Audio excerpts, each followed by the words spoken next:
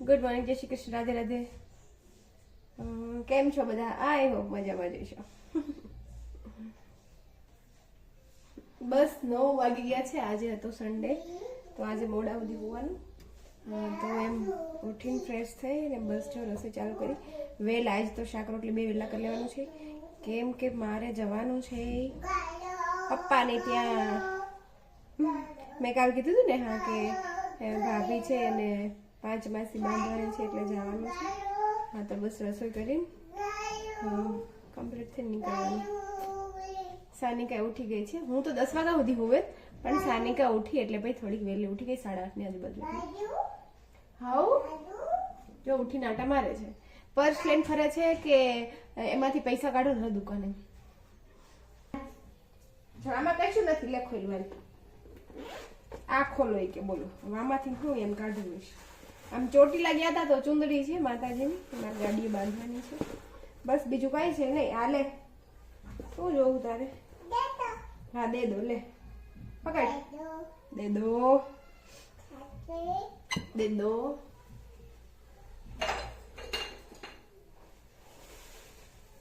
પેલી જે ઠેલી છે ને, ખબર? જો હું કહું બતાવું, આ વાળી, આ વાળી, હા, ઈ ઠેલી એમ ખબર ને, એમ હોય ને જૂનવાણી ટાઈપની એવી છે.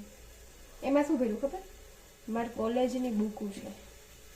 અપેક્ષિત, હા, અપેક્ષિત છે. મેં જોયું નથી એમ, બટ હા એમ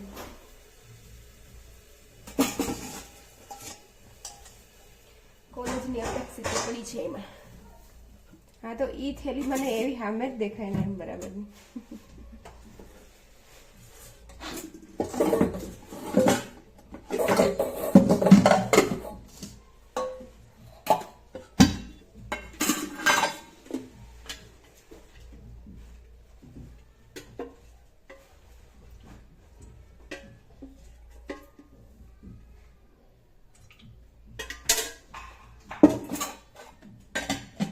પર્સમાં બધું ભરે, ઢગલા ઢગલી. એના રમકડા ને એવું પર્સમાં ભરે, બોલો.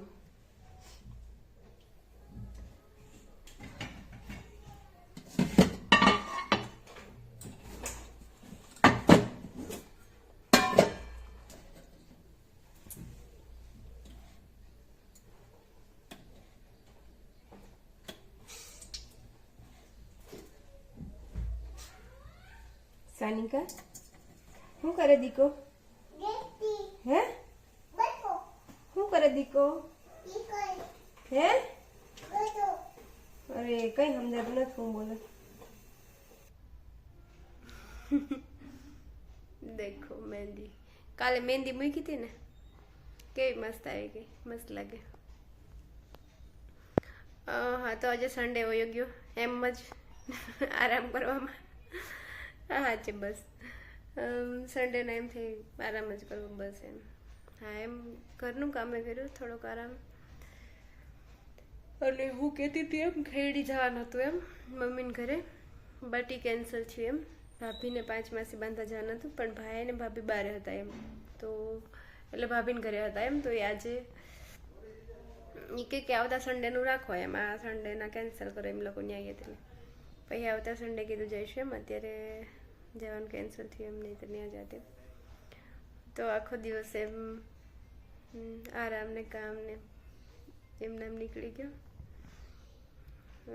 સવારમાં એવું થતું એમ કે હા એમ રવિવારે બી જાય છે આટો મારવા મીન્સ કે શૂટ કરવા એમ. બાકી હું રવિવારે ક્યારે જતી નથી એમ, પણ 2-3 સન્ડેથી ને એવું થાય હા કે રવિવારે જઈશ સન્ડે માર્કેટમાં, બટ ત્યાં બી નથી જવાતું, એવું થાય એમ. હા, તો બસ જો અત્યારે કેટલા વાગે ખબર? 11:15. હા છે, બસ ટાઈમ એટલો ટાઈમ ફાસ્ટ જાય.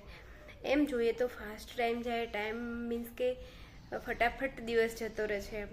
સન્ડે તો કેમ વયો જાય ખબર જ ના રહે. અને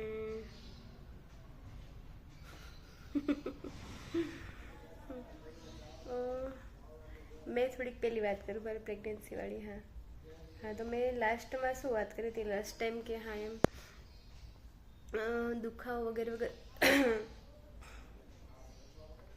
હા, તો કેવું થયું એમ કે સવારે હા સાસુમાને ને હા હા ચાર્જ હા કઈ વાત હું યાદ કરું છું કે મેં લાસ્ટ ટાઈમ જે બ્લોગમાં વાત કરી હતી કે ક્યાં સુધી કરી હતી એમ. હા તો મને યાદ છે ત્યાં સુધી એમ કે હા એમ સવાર હા એમ દુખાવાવાળી એ બધી કરી હતી એમ. હા તો હા એમ પછી સવારના 5 વાગે અને પપ્પાએ સાયન્ટિફિક પપ્પાએ મારા સસરાને ફોન કર્યો કે હા એમ અમે હોસ્પિટલ આવ્યા છીએ એમ. મારા દેરને ને મારા સાસુને કયો હવે એમને ભેંસું છે અમારે તો ભેંસો વગેરે દોઈને પછી નીકળે એમ વહેલા થોડાક એમ બધું પતાવીને. તો હા સવારમાં 5 વાગે ફોન કર્યો. પછી મારા પપ્પાને તો કીધું જ નહોતું એમ, મારા ઘરે કીધું જ નહોતું એમ, મારા સાસુ હા સસરાને ઘરે કીધું હતું એમ. પછી સવારે 9 વાગ્યા એમ. હા તો દુખાવો તો હા ટાઈમ નજીક આવે એમ દુખાવો તો વધવાનો જ છે એમ. હા તો સવારે 9 વાગ્યા તો એમ હા મારે ડિલિવરીનો ટાઈમ હતો કંઈક 10:07 કે 8 મિનિટ એમ કંઈક હતું એમ. મીન્સ કે 10 સવા 10ની આજુબાજુ એમ. હા 10:07 8 જેવો કંઈક ટાઈમ હતો એમાં. તો એમ એ ટાઈમે હા એમ મને લેબર રૂમમાં લઈ ગયા. તો પેલા બે મારા જોડે આવ્યા તેમ મારા સ્ટાફના જે હતા અને મારી બાજુ મોટા બાર બે એમ. હા તો ડૉક્ટર કહે કે 2 જણા જો કે કોઈને ભેગા રહેવા જ ના દે એમ પણ એમ અમારે એમ સ્ટાફના એટલે એમ મીન્સ કે એ કે 2 નારીઓ એમ એમના સ્ટાફના બી 2-3 જણા હોય, પછી હાઈ ડૉક્ટર હોય, પછી પીડિયાટ્રિશિયન એટલે કે બાળકોનો ડૉક્ટર હોય એમ. હા તો અંદર કેટલા બધા હોય એમ. હા તો એટલે કે તમે 2 નારો 2માંથી એક રહ્યો એમ, એક બાર જતા રહ્યો એમ. તો મોટા બા છે એ મારા જોડે રહ્યા હતા એમ. અને હા હા મારા સ્ટાફના છે એમને બહાર બેહાડ્યા તેમ. અને આન પપ્પા તો હતા જ નહીં એમ. જ્યારે મારું લેબર મને આ રૂમમાં લીધી ને લેબર રૂમમાં લીધી ત્યારે બી એને પપ્પા નહોતા એમ. હા એ મારા સાસુમાને તેડવા ગયા હતા એમ. હા ક્યાં સુધી હા ગ્રીનલેન્ડ ચોકડી એમ તેડવા ગયા હતા એમ. હા તો હું અંદર ગઈ ત્યારે એ લોકો હતા નહીં, કોઈ નહોતું એમ.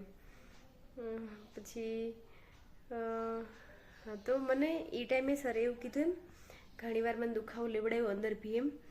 તો મને કે પછી કે વિલાસબેન મુખ ખુલતું નથી એમ, તો આપણે સીઝર કરવું જોઈએ એમ. સીઝરની તૈયારીમાં જેમ ફૂલ તૈયારીમાં એમ. પછી મોટા બા જે હતા ને એ કે ના એમ ગમે તે થાય ડૉક્ટરને કે ગમે તે થાય પણ સીઝર કરવાનું થતું જ નથી એમ. મને પરાણે એમ જોર કરાવે એમ એ ઘણું એમ કરતા હતા એમ. મને હું થાકી જાઉં તો એમ હાથ પગ દબાવતા હતા, માથું દબાવતા હતા, માથામાં ફૂંક મારે વગેરે વગેરે ઘણું કરતા હતા એમ. અંદર એસી હા એસી ચાલુ જ હતું એમ. હા શાયદ એસી પંખો 2 ચાલુ હતું એમ. તોય મને પરસો વળતો હતો એમ. હું નીતરતી હું એમ કહેતી મને ફૂંક મારો માથામાં, મને પગ દબાવો, મને હાથ દબાવો. હું એમ કરતી બા મને આમ કરો, મને આમ કરો. હા છે બસ એ ટાઈમ તો હું યાદ કરું તો મને એમ કંઈક થાય છે. હા તો પછી હા એ બધું થયું એમ. હા તો ડૉક્ટરે એવું કીધું કે મોટા ભાઈ ચોખ્ખી ના જ પડી પછી પાછા એમ થોડીક એમ ટ્રાય કરાવતા હતા એમ. હા જોર કરાવો. પછી ન્યાના એક સિસ્ટર હતા એ બહુ જૂના હતા એમ. એ ડિલિવરીમાં એ રહેતા જ હશે મને હા એમ. અને એ બધાને એમ દુખાવો લેવડાવતા હશે એમ. હા તો પછી ડૉક્ટર મને કે વિલાસબેન આ બેન છે એ તમને હેલ્પ કરશે એમ. નીચેના ભાગમાં છે ને પછી એપિઝિયોટોમી મૂકે એટલે કટ મૂકે એમ. હા તો કટ મૂક્યું નીચે અને પછી મને કે વિલાસબેન તમને આ બેન હેલ્પ કરાવશે એમ.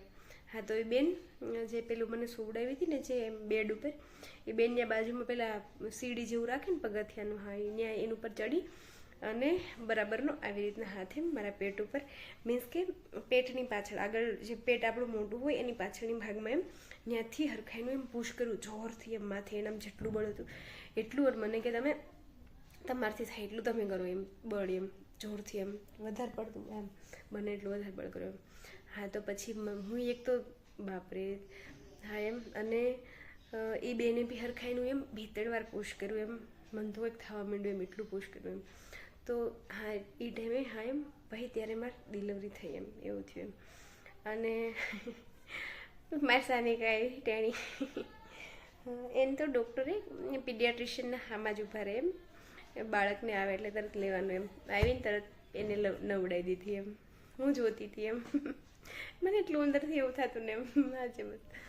હા તો એ લઈ ગયા એમ. એને સાફ કરી વગેરે કપડાથી સાફ કરીને નવડાવી દીધી.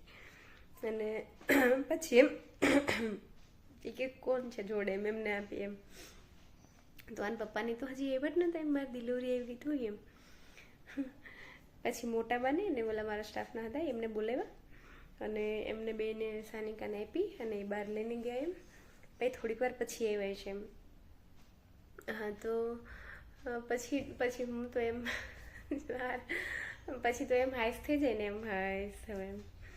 હા તો પછી હું હોતી હતી ને પછી તો નીચે ટાંકા વગેરે બધું લે એમ.